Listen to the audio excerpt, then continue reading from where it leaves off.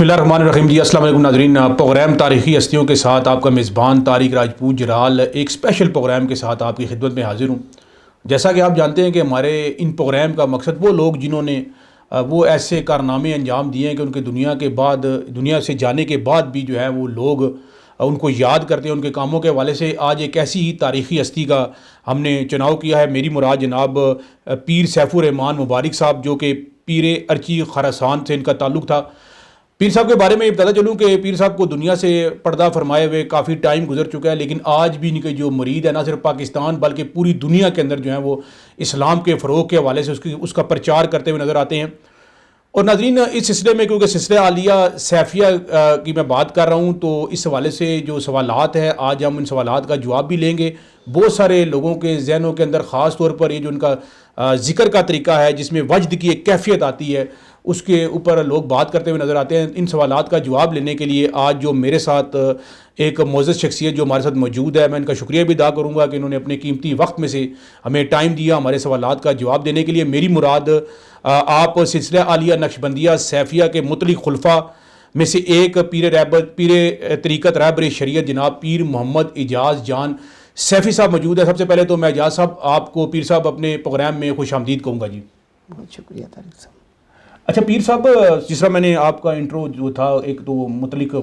خلفاء کے حوالے سے جو بات ہو رہی تھی، اکثر کیونکہ ہم نے دیکھا ہے کہ خلیفہ مجاز یا خلیفہ خاص خلیفہ عام، تو یہ جو ورڈز ہے جو خاص طور پر اس کے بارے میں اگر ذرا سب سے پہلے تو مجھے بتائیے گا. جی بسم اللہ الرحمن الرحیم. سب سے پہلے میں آپ کے چینل کا بڑا شکر گزار ہوں، اور بالخصوص مرزا طارق راجپوت جلال صاحب جو کہ بھائی بھی ہیں، ہمارے اینکر پرسن بھی ہیں، اور پھر آپ کی شفقت ہے کہ ماشاءاللہ آپ نے سلسلہ عالیہ نقشبندیہ مجددیہ سیفیہ کے حوالے سے اس پروگرام کو تشکیل دیا. اور جس طرح آپ نے تاریخی ہستیاں جو آپ کا عنوان ہے، یہ بھی بڑا یونیک قسم کا ایک کنسپٹ ہے. تو اللہ پاک کی بارگاہ میں دعا ہے کہ اللہ پاک کو اس میں کامیابی عطا فرمائے. آمین آمین آمین. آپ نے سلسلہ عالیہ نقشبندیہ سیفیہ کے بارے میں یہاں پہ ہم سب کھڑے ہیں، یہاں پہ آپ بھی تشریف لائے ہیں، آپ نے زحمت کی، اللہ پاک آپ کو عمر خضر عطا فرمائے. یہ سلسلہ نقشبندیہ سیفیہ جو ہے یہ بنیادی طور پہ حضرت سیدنا ابوبکر صدیق رضی اللہ تعالیٰ عنہ سے چلا ہے، اور آپ ہی اس کے سر حلقہ ہیں، آپ ہی سے فیضان جو ہے اخذ کیا جاتا ہے. اور یہ چلتا چلتا فیضان نبی کریم صلی اللہ علیہ وسلم کے سینہ اقدس کے بعد حضرت ابوبکر صدیق رضی اللہ تعالیٰ عنہ کے سینہ اقدس کے اندر یہ نعمت موجود تھی. اور مختلف علماء بھی اس کو بیان کرتے ہیں کہ نبی کریم صلی اللہ علیہ وسلم کا ارشاد گرامی ہے کہ اللہ نے جو کچھ مجھے میرے سینے میں عطا کیا، میں نے ابوبکر صدیق رضی اللہ تعالیٰ عنہ کے سینے میں ڈالا. آپ صلی اللہ تعالیٰ علیہ وسلم کے ظاہری وصال کے بعد تمام صحابہ نے حضرت ابوبکر صدیق رضی اللہ تعالیٰ عنہ کے دست اقدس پہ بیعت کی، تاکہ وہ نعمت جو حضرت سیدنا ابوبکر صدیق رضی اللہ تعالیٰ عنہ کے سینے مبارک میں حضور نے فرمائی ہے وہ ہم تک پہنچے. چلتا چلتا یہ سلسلہ تابعین، تبع تابعین اور پھر اولیاء کاملین تک پہنچا. انہی میں سے ایک ہستی میرے پیر و مرشد قیوم زماں قطب دوران مجدد عصر حاضر حضرت اخندزادہ سیف الرحمان مبارک پیر ارچی خراسانی، آپ علیہ رحمہ نے یہ سلسلہ عالیہ نقشبندیہ کی تجدید فرمائی، اور آپ نے اس کے اوپر بہت سارے اقتباسات بھی تحریر فرمائے. آپ کے کچھ کتب جس میں انوار رضا اور معمولات سیفیہ اور ہدایت السالکین، اس طرح کی کتب آپ نے تصنیف فرمائی جس کے اندر بہتر انداز سے رہنمائی لی جا سکتی ہے. مطلق خلفاء کے حوالے سے طارق صاحب میں آپ کو یہ بتاتا چلوں کہ ہمارے سلسلہ عالیہ نقشبندیہ سیفیہ کے اندر حضور مبارک صاحب علیہ رحمہ جو ہیں وہ اپنے سالکین، مریدین اور خلفاء کو جو اسباق تلقین فرماتے ہیں، اس میں سب سے پہلے نقشبندیہ شریف کے اسباق تلقین فرمائے جاتے ہیں، اس کے بعد اس کی خلافت انہیں دی جاتی ہے. اس کے بعد چشتیہ شریف کے اسباق جو ہے، مراقبات کے بعد چشتیہ شریف کے اسباق جو ہے وہ انہیں دیے جاتے ہیں. اس کے بعد قادری شریف اور سہروردیہ شریف کے اندر بھی اسباق حضور مبارک صاحب تلقین فرماتے ہیں. اور حضور مبارک صاحب کا جو طریقہ ہے وہ یہ ہے کہ آپ چاروں سلاسل کی خلافت بھی دیتے ہیں، اور اس طرح آپ جب چاروں سلاسل میں خلافت حاصل کر لیتے ہیں تو تمام سلاسل کے جمع کے بعد، تمام کو جمع کرنے کے بعد آپ ایک مطلق خلافت اپنے خلفاء کو دیتے ہیں. اور مطلق خلافت سے مراد یہ ہے کہ اب یہ سلسلیہ نقشبندیہ سیفیہ کے مطلق خلیفہ ہیں، اور ان کو مبارک صاحب فرماتے ہیں کہ ہم نے جو اسباق تھے وہ مکمل کر دیے ہیں، لہٰذا آگے یہ دین کا کام کر رہے ہیں۔ اچھا، کیونکہ سلسلہ عالیہ سیفیہ کا جس طرح آپ نے بتایا کہ ابو بکر صدیق رضی اللہ عنہ سے جس طرح آپ نے بتایا، لیکن اگر میں یہ پوچھوں کہ اس کا باقاعدہ آغاز اور بنیاد، اس پہ ذرا آپ روشنی ڈالیں ذرا۔ جی، سلسلیہ نقشبندیہ سیفیہ جو ہے، سلسلیہ اصل میں یہ نقشبندی سلسلہ ہے، اور سیف الرحمن مبارک صاحب آپ علیہ رحمہ سے چونکہ یہ سلسلہ دوبارہ تجدید پایا ایک عرصہ دراز کے بعد، ویسے تو بزرگوں کے سینے کے اسلاف کے جو احکامات و آپ کے توجہات ہیں اس حوالے سے بزرگوں کی خدمات قابل ذکر بھی ہیں، اور آپ مختلف جگہوں پہ ان کا مطالعہ بھی کرتے ہیں اور پریکٹیکل دیکھتے بھی ہیں، لیکن حضور مبارک صاحب چونکہ سیف الرحمن مبارک آپ کا مبارک اسم گرامی ہے، اس حوالے سے سلسلے کا نام سلسلیہ سیفیہ رکھا اچھا، سلسلہ سیفی اس وجہ سے سیفیہ کہا جاتا ہے۔ جی، اچھا، ٹھیک ہو گیا۔ اچھا، دوسرا جو سوال ہے کہ حضرت مبارک صاحب کا جو طریقہ نسبت ہے، اس کے اوپر ذرا اگر روشنی ڈالیں تو۔ جی، بہت اہم سوال کیا آپ نے۔ سلسلیہ نقشبندیہ میں حضور مبارک صاحب جب بیعت فرماتے ہیں تو جس طرح عام سالک جب کوئی شخص ان کے پاس بیعت ہونے کے لیے تشریف لاتا، حاضر ہوتا آپ کی خدمت میں، تو آپ اس کے قلب پر توجہ فرماتے اور آپ اس کے قلب کو ذاکر کر کے اس کو وہ انوار و تجلیات اور وہ برکات کی نعمت سے استفادہ حاصل کرنے کا حکم دیتے جو براہ راست نبی کریم صلی اللہ علیہ وسلم کے سینہ اقدس سے اس وقت کے تمام اولیاء کے سینوں میں موجود ہے۔ اور جب وہ سالک اس قابل ہو جاتا ہے کہ اس کو دوسرا سبق دیا جائے، پھر آپ اس کو سلسلیہ نقشبندیہ کے 8 اسباق مکمل کروایا کرتے تھے۔ اچھا پیر صاحب، کیونکہ میں وہ کوشش میری یہ ہے کہ وہ سوالات، کیونکہ سلسلے کے حوالے سے بات ہو رہی ہے اور ہمارے پروگرام کا مقصد بھی یہی ہے کہ زیادہ تر لوگ جو ہے اس کو نہ صرف جانیں بلکہ جو سوالات ان کے ذہن میں ہیں، جو ابہام ہے، اس کو بھی آپ کی یہاں پر موجودگی سے فائدہ اٹھاتے ہوئے اس کو دور کیا جا سکے۔ اب جو میرا اگلا سوال یہ ہے کہ 4 سلاسل جس طرح آپ نے ذکر کیا، جس میں نقشبندیہ، چشتیہ، قادری اور سروردیہ، ان کے طریقے خلافت جو ہے، اس کے بارے میں مطلب آپ کیا کہتے ہیں؟ جی طارق صاحب، میں نے آپ سے پہلے عرض کی کہ حضور مبارک صاحب علیہ رحمہ پہلے نقشبندیہ کی خلافت عطا فرماتے ہیں، اور اس کے بعد چشتیہ شریف کی، اور اس کے بعد قادریہ شریف کی، اور پھر سب سے آخر میں سہروردیہ شریف کی۔ اور یہ چاروں سلاسل کے اندر وہ اسباق جو جمی بزرگ جو ہے اپنے خلفاء اور مریدین کو دیا کرتے تھے، وہی اپنے مریدین کو مبارک صاحب تلقین فرماتے ہیں۔ اس لیے بقایا سلاسل سے بھی یہ سلسلہ اس لیے جلدی ترقی پا گیا کہ ہر بندہ طالب مولا ہوتا ہے مرید ہونے کے بعد۔ چاروں سلاسل کے اندر حضور مبارک صاحب جو خلفاء کو اسباق مکمل کرتے ہیں اور ساتھ ساتھ ان کی خلافت کو مکمل کیا کرتے تھے، اور اس وقت بھی جو مبارک صاحب کے صاحبزادگان مبارک ہیں، آپ بھی یہی طریقے پہ بزرگوں کو اور اپنے سالکین خلفاء اور مریدین کو یہی طریقہ تلقین فرماتے ہیں، اور جتنے بھی خلفاء ہیں مبارک صاحب کے جن کو مبارک صاحب نے خلافت مطلق سے نوازا ہے، وہ بھی ان کا بھی طریقہ یہی ہے کہ وہی اسباق مکمل کرواتے ہیں۔ اچھا، کرواتے ہیں۔ اب اس میں جو یہ ہے کہ ابتدائی طریقہ جو مرید ہے، جو نیا مرید ہو، اس کے حوالے سے کیا ہے؟ جی ماشاءاللہ، ایسا ہے کہ جو کوئی سالک نیا سلوک طے کرنے کے لیے، طریقت کی راہ پہ گامزن ہونے کے لیے اپنے مرشد کے دست اقدس پہ بیعت کرتے ہیں، تو حضور مبارک صاحب کا جو طریقہ تھا وہ یہی تھا کہ آپ اپنا دست مبارک اس کے قلب پہ رکھتے تھے، اور پھر اپنی نگاہ مطہرہ سے اس کے قلب کے اندر وہ جو رذیلہ خیالات انسان کے دل میں ہوتے ہیں، تو وہ دل جو دنیا کی محبت میں گم ہوا کرتا تھا، وہ قلب مجاز سے قلب سلیم ہوا، اور پھر وہ اللہ تبارک و تعالیٰ کی یاد میں مشغول ہو گیا۔ جی، مبارک صاحب اور ان کے خلفاء کا یہی طریقہ ہے۔ ابھی بھی سلسلہ مطلب اسی طریقہ کار یہی ہے؟ جی بالکل یہی طریقہ ہے جو مبارک صاحب علیہ رحمہ۔ اچھا پیر صاحب، کیونکہ جس طرح گفتگو آپ سے ہو رہی تھی، اور میں یہ سمجھتا ہوں کہ آج کی جو ہماری گفتگو کا میرے جو خیال سے سب سے اہم جو سوال ہے، کیونکہ لوگ اس کے بارے میں جاننا بھی چاہتے ہیں اور لوگوں کے ذہن میں کافی ابہام بھی ہے، اور آپ کی موجودگی کا میں فائدہ اٹھاتے ہوئے یہ سوال کہ جو وجد کی جو بات کر رہے ہیں، وجد کی کیفیت کے بارے میں،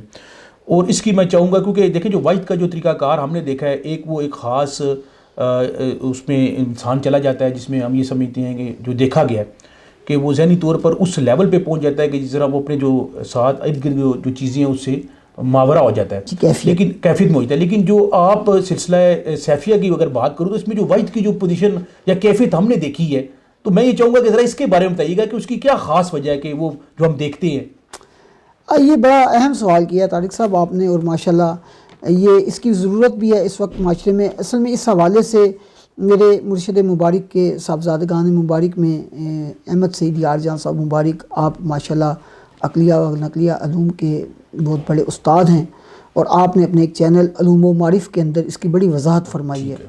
اگر کوئی صاحب وہ دیکھنا چاہیں، اس کو پڑھ سننا چاہیں، تو میرا خیال زیادہ بہتر طریقے سے اسے، لیکن جو ڈیفائن کیا جاتا ہے وجد کی کیفیات کو، حضرت امام غزالی رحمۃ اللہ علیہ فرماتے ہیں کہ وجد طالب اور مطلوب کے درمیان ایک راز ہے۔ وہ یا مرشد سمجھتے ہیں یا وہ مرید سمجھ سکتا ہے کہ جس کے قلب کے اندر وہ کیفیات ان کے مرشد نے انعکاس فرمائی، القاء فرمائی، اور نگاہ کے ذریعے وہ قلب کی کیفیت کو جانچتا ہے، اور جب یہ جانچ اپنے عروج کو پہنچتی ہے تو وہ جسم پہ ظاہر ہوتی ہے۔ آپ یہ دیکھ لیں کہ چہرہ جو ہے وہ انسان کا، اس کا ایک بہت گہرا تعلق دل کے ساتھ ہے۔ اگر انسان کا دل خوشگوار ہوگا، خوش ہوگا، تو چہرے کے اوپر ایک عجیب سی طمانینت محسوس کرتا ہے انسان، اور دیکھنے والا بھی ماشاءاللہ کہتا ہے کہ یہ خوش ہیں۔ لیکن اگر خدا نخواستہ دل غمگین ہے تو اس کی کیفیت بھی چہرے سے عیاں ہوتی ہے۔ لیکن جس شخص کے قلب کی کیفیت اللہ تبارک و تعالیٰ کی صفاتی تجلیات کو جذب کر رہی ہو، تو اس پہ وجد کا آ جانا ایک عام بات ہے۔ دوسری اہم بات آپ نے پوچھی کہ سلسلہ علیہ نقشبندیہ سیفیہ کے اندر جو وجد کی کیفیات ہیں، ان پہ ہمارے ساتھیوں نے بہت سارے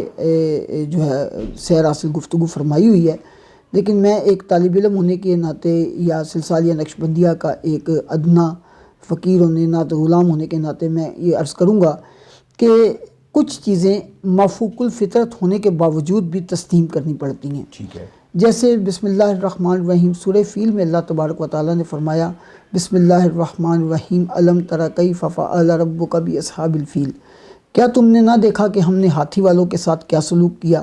مولا کیا ہوا؟ فرمایا کہ ہم نے ان کے اوپر کنکر برسائے اور ان کو اس طرح کھایا کر دیا جیسے کھایا ہوا بھوس۔ وہ ابابیل کے ذریعے ہاتھی کو مروانا یہ اللہ کی قدرت میں شامل ہے، اور اس کو ماننا پڑے گا کیونکہ ایسا ہوا ہے۔ یہ قرآن صحیفہ حق ہے، اس کے تمام احکامات ہم پہ لاگو ہیں، اور ہمیں اس کو تسلیم کرنا منون چاہیے، اور یہی اسلام کا ایک حصہ ہے بہت بڑا۔ لیکن اگر آپ کو یہ کہا جائے کہ پچھلے چوک میں صبح کسی ہاتھی کو ابابیل نے مار دیا، تو آپ کبھی تسلیم نہیں کریں گے۔ لیکن چونکہ کہنے والا بھی سچا ہے اور بات بھی حق ہے، تو تسلیم کرنی پڑے گی اس کیفیت کے باوجود کہ ہر بندہ اس کو مانتا نہیں۔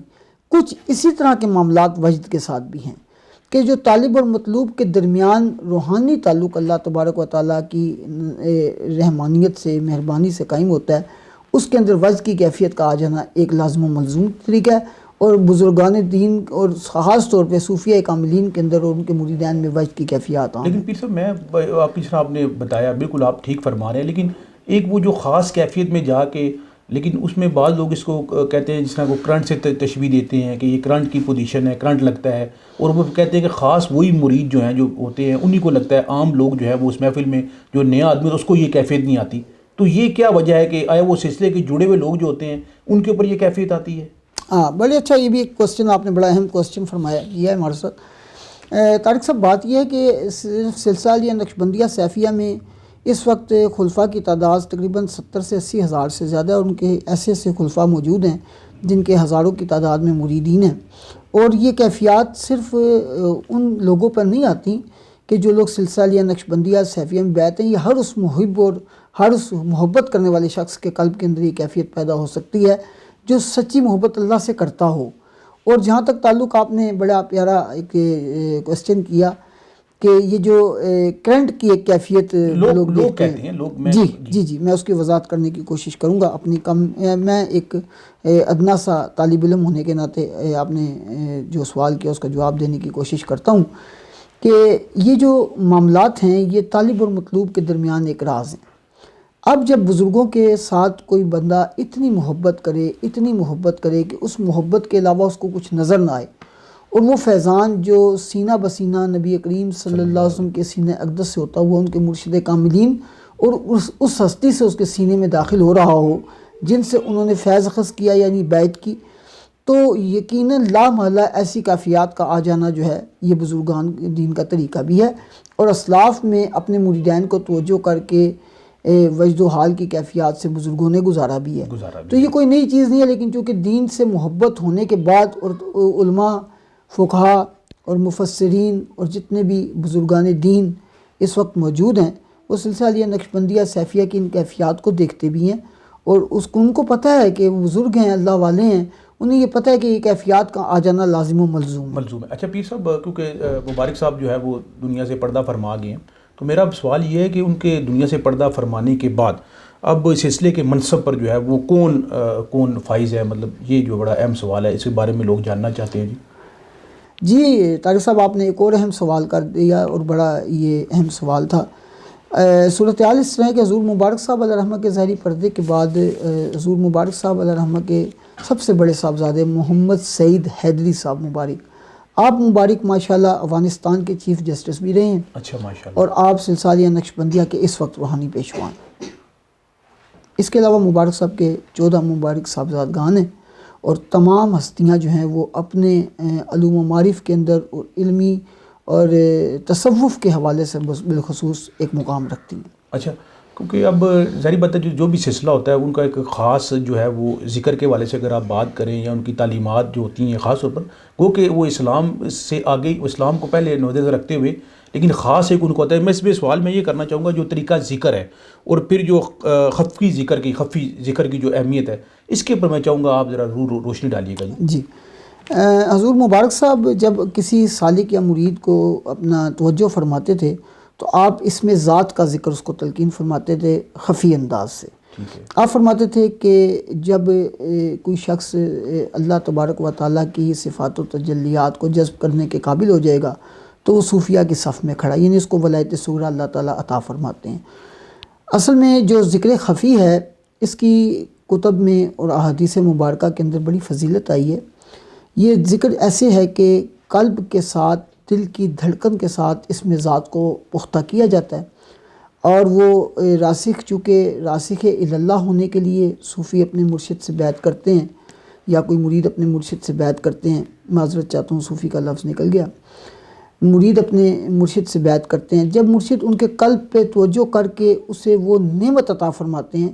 جو سینہ بسینہ اولیاء کاملین سے ہم تک پہنچی ہے، تو پھر قلب جو ہے وہ ذاکر ہونا لازم و ملزوم ہے۔ اب قلب کے اندر کیفیات جو ہیں وہ حضرت سیدنا شیخ عبدالقادر جیلانی محبوب سبحانی رضی اللہ تعالیٰ عنہ، آپ نے اپنے مریدین کو جب آپ توجہ فرمایا کرتے تھے تو کئی جنازے اٹھ جایا کرتے تھے، اور آپ فرماتے تھے کہ اب میں زبان قال سے زبان حال کی طرف آ رہا ہوں۔ تو آپ کی توجہ مبارکہ میں اللہ تبارک و تعالیٰ نے کمال تاثیر رکھی تھی کہ آپ کی بارگاہ میں اگر کوئی شخص چور بھی گیا تو آپ نے ایک نگاہ کاملہ سے اس کو کتب کے مقام پہ فائز فرمایا۔ آپ کا بڑا اللہ تعالیٰ نے درجات اور آپ کے مقامات بزرگوں نے بھی بڑے اچھے انداز سے بیان فرمائے ہیں، اور حضور مبارک صاحب بھی سلسلہ علیہ قادریہ شریف کے اندر وہ اسباق تلقین فرماتے ہیں، کیونکہ سلسلہ علیہ نقشبندیہ میں جتنے اذکار ہیں وہ خفی اذکار ہیں، اور سلسلہ علیہ قادریہ کے اندر آپ جو اذکار تلقین فرماتے ہیں وہ محبوب سبحانی قطب ربانی حضرت سیدنا شیخ عبدالقادر جیلانی رحمۃ اللہ تعالیٰ علیہ کے وہی اسباق ہیں جو اپنے مریدین کو تلقین فرماتے تھے۔ فرق صرف اتنا ہے کہ یہ اسباق نقشبندیہ کے خفی ہیں، اور قادریہ شریف کے جو اسباق ہیں وہ ہیں ذکر بالجہر کے ساتھ، وہ آواز کے ساتھ کیے جاتے ہیں۔ تو یہ جو نعمتیں ہیں یہ اللہ تبارک و تعالیٰ نے ساتھیوں تک مبارک صاحب کے ذریعے چونکہ پہنچائی ہیں، اور ہم سمجھتے ہیں کہ مبارک صاحب کا ایک بہت بڑا نیٹ ورک جو ہے وہ اس وقت سلسلہ علیہ نقشبندیہ سیفیہ کے نام سے متحرک ہے، اور آپ اپنی نظر کاملہ سے بہت سارے دنیا داروں کو اللہ کی طرف راغب فرما چکے ہیں۔ مطلب اصل جو بیسک جو ہے وہ قلب کے حوالے سے ذرا بات کی، بیسکلی جو ہے وہ اس سلسلے میں جو ہے وہ قلب کے اوپر جو ہے وہ فوکس کیا جاتا ہے، قلب کے اوپر، وہ محور ہے۔ میں جو آپ کی باتوں سے میں نے جو سمجھا ہوں کہ جو قلب ہے، جو دل ہے، لیکن اگر دل جو ہے مین جو ہے وہ انسانی جسم کے اندر جو ہے وہ آرگن ہے، جو میں آپ کی بات یہ سمجھا ہوں کہ مین جو ہے وہ جسم کے اوپر جو ہے دل کے اوپر جو ہے وہ فوکس کیا جاتا ہے۔ اچھا، میرا اسی سے جو اگلا جو ملتا جلتا سوال یہ ہے کہ علم ظاہر اور علم باطن کی تفصیل جو ہے، کیونکہ کچھ چیزیں جس طرح آپ نے ذکر کیا خفی جو حوالے سے آپ نے بات کی، پھر جو بظاہر کچھ سامنے چیزیں، تو میں ضرور چاہوں گا کہ علم ظاہر اور علم باطن کی تفصیل جو ہے یہ بھی آپ بیان فرمائیں۔ جی ماشاءاللہ۔ دراصل علم ظاہر سے مراد وہ علوم ہیں جو شریعہ مطالعہ میں ہمیں نظر اور زبان کے ذریعے ملے۔ مثال کے طور پہ اسلام کے 5 اراکین ہیں جس میں کلمہ، نماز، روزہ، حج، زکوٰۃ، اس کے بعد قرآن پاک کو پڑھنا، پھر اس کا ترجمہ پڑھنا، تفاسیر پڑھنا، فقہ پڑھنا، تصوف پڑھنا اور دیگر جتنی بھی کتب کا مطالعہ ہے، اس کو آپ علم ظاہر کہیں گے۔ اور علم باطن سے مراد وہ علوم ہیں جو سینہ بسینہ ہم تک پہنچے۔ اور صوفیہ کاملین کا طریقہ یہی رہا کہ انہوں نے اپنے جتنے بھی محبین ہیں، جتنے بھی مریدین ہیں، ان کو نظر کے فیض سے اللہ کا دوست بنایا۔ اور اللہ تبارک و تعالیٰ نے ان نفوس قدسیہ کے اندر یہ نعمت رکھ رکھی ہے کہ ان کے ساتھ کوئی بھی جڑتا ہے تو وہ جو ہے وہ نیک لوگوں میں شمار ہوتا ہے، اور پھر اللہ تبارک و تعالیٰ اگر اس پہ اپنی خاص نظر کرم فرمائے مرشد کی برکت سے تو وہ اللہ کا ولی بھی بنتا ہے، دوست بھی بنتا ہے۔ تو کچھ ایسا ہی سلسلہ عالیہ نقشبندیہ سیفیہ کے اندر ہے کہ آپ مبارک صاحب علیہ رحمہ علم ظاہر بھی تلقین فرماتے ہیں اور آپ علم باطن بھی تلقین فرماتے ہیں، کیونکہ حضرت امام ابو حنیفہ رحمۃ اللہ علیہ نے فرمایا کہ محقق وہ ہے کہ جس کے پاس علم ظاہر بھی ہو اور علم باطن بھی ہو۔ لہٰذا مبارک صاحب نے ان دونوں کو بھی جمع فرمایا، اور آپ کی جو آل مبارک ہیں آپ کے اندر بھی یہ نعمتیں موجود ہیں کہ آپ علم ظاہر کے بھی استاد ہیں، اور علم باطن میں آپ کے گھر کی چیز ہے۔ آپ کے والد گرامی نے سینکڑوں ہزاروں نہیں لاکھوں لوگوں کو دین اسلام کی طرف لگا دیا، اور پھر ان کو شریعت مطالعہ اور نبی کریم صلی اللہ علیہ وسلم کی سنت سے مزین فرما دیا۔ تو علم ظاہر اور علم باطن کے اندر کوئی فرق نہیں، صرف یہ ہے کہ وہ علم کتاب کے ذریعے ہے، یہ علم نگاہ کے ذریعے ہے۔ اچھا پیر صاحب، کیونکہ سلسلے کا جو مرکزی آستانہ عالیہ ہے، میں چاہوں گا کہ اس کے بارے میں آپ ذرا روشنی ڈال دیں کہ وہ کہاں پر ہے۔ جی، سلسلہ عالیہ نقشبندیہ سیفیہ کا جو مرکز ہے وہ سابقہ نام اس کا لکھو ڈھیر لاہور تھا، لیکن ابھی اس کا نام فقیر آباد شریف رکھا گیا ہے، اور اس وقت وہ واگا بارڈر سے کچھ کلومیٹر پہلے مین موٹر وے پہ آستانہ عالیہ نقشبندیہ سیفیہ ہے، جہاں پہ حضور قیوم زماں قطب دوراں اخندزادہ سیف الرحمن مبارک صاحب آپ علیہ رحمہ کا مزار پر انوار بھی موجود ہے، وہیں پہ صاحبزادگان کا مسکن بھی ہے، اور آپ نے وہاں پہ آستانے کے ذریعے لوگوں میں یہ ترویج و اشاعت کا کام جاری رکھا ہوا ہے۔ مطلب وہاں پر پورے پاکستان سے اور پھر دنیا سے جو لوگ ہیں، خاص طور پر عرس کے دنوں میں میں نے دیکھا، میں دیکھ رہا تھا تو وہاں پر ہزاروں لاکھوں کی تعداد میں جو ہے وہ مریدین وہاں پر آتے ہیں لاہور کے اندر، جو آپ بتا رہے ہیں۔ جی طارق صاحب، ایسا ہے کہ چونکہ مبارک صاحب علیہ رحمہ چاروں سلاسل میں خلافت کے بعد جب مطلق خلافت عطا فرماتے ہیں اس کو بیعت کی اجازت بھی دیتے ہیں۔ وہ ان کی مرضی تک ہے کہ اگر وہ نقشبندیہ کے سلسلے میں ہی خلافت کے بعد بیعت کی اجازت دے دیں، یہ حضور مبارک صاحب کی اور ان کی آل مبارک کو یہ اللہ نے ملکہ عطا فرمایا ہے۔ لیکن جب وہ تمام لوگ آپ دیکھیں کہ جب ہمیں مطلق خلافت ملی، اس وقت میرے پیر اول سید عامر حسین شاہ صاحب رحمۃ اللہ تعالیٰ علیہ، آپ نے ہمیں بتایا کہ اس وقت مبارک صاحب کے مطلق خلفاء کی تعداد 50,000 یعنی 50,000 سے زیادہ ہے۔ پاکستان میں صرف؟ جی پاکستان میں، دنیا کے تمام ممالک جی۔ تو اب تقریباً اس بات کو تقریباً 10 سال گزر گئے، تو میرا خیال ہے کہ اس وقت بدرجہ اتم و تعداد بہت اوپر چلی گئی ہوگی۔ تو آپ یہ دیکھ لیں کہ ایک خلفاء کے ایک خلیفہ کے اس وقت تقریباً 20-30 ہزار مریدین بھی ہیں، جن میں مختلف بزرگ ہیں جن کے بہت ساری تعداد۔ لیکن جب عرس مبارک ہوتا ہے یا مرکزی آستانے سے حکم ہوتا ہے کہ سب یہاں پہ حاضر ہوں، تشریف لائیں، محفل میں تشریف لائیں یا عرس پہ تشریف لائیں، تو تمام جتنے مطلق خلفاء ہیں وہ اپنے مریدین کو بھی ارشاد فرماتے ہیں کہ آپ بھی وہاں پہ تلقین فرماتے ہیں کہ آپ بھی وہاں پہ تشریف لائیں۔ اس لیے آپ دیکھ رہے ہیں کہ دنیا بھر سے ہمارے سلسلے کے اندر، سیفیہ کے اندر جتنے ساتھی وہاں پہ اکٹھے ہوتے ہیں تو ان کی رونق بے شک آپ کی بات درست ہے کہ ہزاروں نہیں لاکھوں کی تعداد میں ہوتی ہے۔ اچھا پیر صاحب، پروگرام کے کیونکہ آخر میں جو میرا آپ سے یہ سوال ہوگا، کیونکہ ڈیفینیٹلی آپ یہاں پر راولپنڈی اور اسلام آباد کے اندر ایک آپ بہت بڑا نام ہے، تو میں چاہوں گا کہ راولپنڈی اسلام آباد میں ایک تو مجھے خلفاء کی تعداد اور پھر ان کی جو خدمات ہیں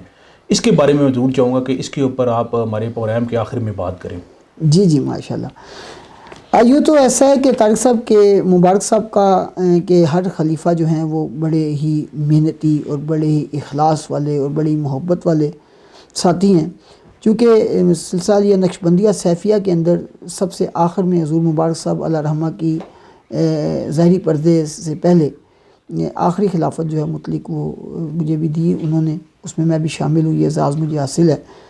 لیکن ہمارے سلسلے کے اندر یہاں پہ راولپنڈی اسلام آباد میں بالخصوص میں نام ضرور لوں گا ڈاکٹر محمد سرفراز محمدی سیفی صاحب کا، جنہوں نے ماشاءاللہ ایک بہت بڑا مبارک صاحب کے سلسلہ عالیہ نقشبندیہ سیفیہ کے اندر ایک بہت بڑی محنت کی،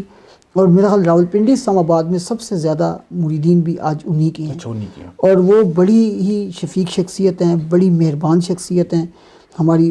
بیشتر مرتبہ ان سے ملاقات کا اعزاز ہمیں ان حاصل کا رہا. کہاں پہ استانہ؟ جی ان کا آستانہ عالیہ ترنول شریف میں ہے جی. ٹھیک ہے جی. یہ ترنول مین گیٹ سے جو ہے، جو اس کی ریلوے کراسنگ ہے، اس سے تھوڑا سا آگے باقاعدہ انہوں نے سیفیہ ٹاؤن کا نام دیا اس کو. وہاں پہ باقاعدہ ٹاؤن کے حوالے سے انہوں نے سلسلہ نقشبندیہ سیفیہ کی ابتدا کی تھی، آج سے تقریباً 20 سال پہلے یا کچھ عرصہ زیادہ پہلے. تو آج اللہ پاک نے وہاں پہ بڑے رنگ لگائے ہوئے ہیں. اس کے علاوہ ان کے ساتھ ساتھ دیگر بزرگوں میں میرے سلسلے کے پیر محمد عبدالشکور سیفی صاحب جو ہیں وہ گلاس فیکٹری راولپنڈی میں آستانہ رکھتے ہیں. اس کے علاوہ پیر شبیر صاحب ہیں جن کا رواز شریف میں آستانہ ہے. اسی طرح اور بھی بہت سارے بزرگ ہیں جو دین کی خدمت کر رہے ہیں، اور ان کے مریدین جو ہیں وہ مل کے اللہ کے دین کی تبلیغ و اشاعت میں کام کریں. اچھا پیر صاحب، آخر میں میں چاہوں گا کہ اپنا سلسلہ عالیہ سیفیہ کے حوالے سے ہمارے جو انٹرنیشنل 25 اس چینل کے توسط سے کوئی پیغام، کوئی میسیج دینا چاہیں تو ضرور دیجیے گا جی. جی ماشاءاللہ. دیکھیں طارق صاحب، گزارش یہ ہے کہ آپ ماشاءاللہ خود بھی بڑے متحرک ساتھی ہیں، اور ماشاءاللہ بڑی خدمات ہیں آپ کی، اور بھی آپ یہ جو کام کر رہے ہیں چینل کے حوالے سے اور دوسروں تک اور دیگر ان لوگوں تک جن تک یہ پیغام اب تک نہیں پہنچا رہے ہیں، اللہ پاک آپ کو اس کی بھی جزائے خیر عطا فرمائے گا. اصل میں سب سے پہلی بات یہ ہے کہ انسان کو اللہ تبارک و تعالیٰ نے اپنی عبادت کے لیے پیدا کیا. ارشاد رب العالمین ہے بسم اللہ الرحمن الرحیم وما خلقت الجن والانس الا لیعبدون، کہ ہم نے انسانوں اور جنوں کو اپنی عبادت کے لیے پیدا کیا. تو عبادت بھی اس کے مختلف انداز نبی کریم صلی اللہ علیہ وسلم نے تلقین فرمائے ہیں، جس میں حضور نے فرمایا کہ بنی آدم کے جسم میں گوشت کا ایک لوتھڑا ہے. اگر وہ لوتھڑا درست ہے تو پورا جسم درست ہے، اور اگر وہ لوتھڑا خراب ہے تو پورا جسم خراب ہے. نبی کریم صلی اللہ علیہ وسلم کے اس فرمان کے بعد صحابہ نے عرض کی یا نبی اللہ صلی اللہ علیہ وسلم وہ کیا ہے؟ آپ صلی اللہ علیہ وسلم نے فرمایا کہ وہ قلب ہے. اور اس کے ساتھ ساتھ جب قلب، نبی کریم صلی اللہ علیہ وسلم کی ایک اور حدیث کا مفہوم ہے، آپ نے فرمایا کہ نہیں ہوتی نماز حضور قلب کے بغیر. یعنی پتہ چلا کہ سارا کام قلب کے ساتھ ہے. مقام قلب جو ہے یہ ایک انسان کے جسم میں لطیفہ ہے، اور یہ اولیاء اللہ اس کو توجہ فرما کر ذاکر کرتے ہیں. جب وہ ذکر کی طرف آتا ہے تو پھر وہ راسخ اللہ ہونا شروع ہوتا ہے، اسے اپنی عبادات میں بھی لطف آتا ہے، اور اس کو ظاہری دنیا میں بھی اللہ تبارک و تعالیٰ اس ذکر کی برکت سے کامیابیاں عطا فرماتا ہے. میں ساتھیوں تک یہی پیغام اپنا دینا چاہوں گا، ایک سلسلہ نقشبندیہ سیفیہ کے حضور مبارک صاحب کے غلام ہونے کے ناطے، کہ ہم سب مل کر اپنا کردار دین میں ادا کر سکتے ہیں، بشرطیہ کہ جانتا ہوں ثواب عطات زہد لیکن طبیعت ادھر نہیں آتی. اللہ تعالیٰ ہماری طبیعتوں کو اپنے ذکر کی طرف مائل فرما دے، اور ہمیں حقیقی نبی کریم صلی اللہ علیہ وسلم کا غلام بنائے.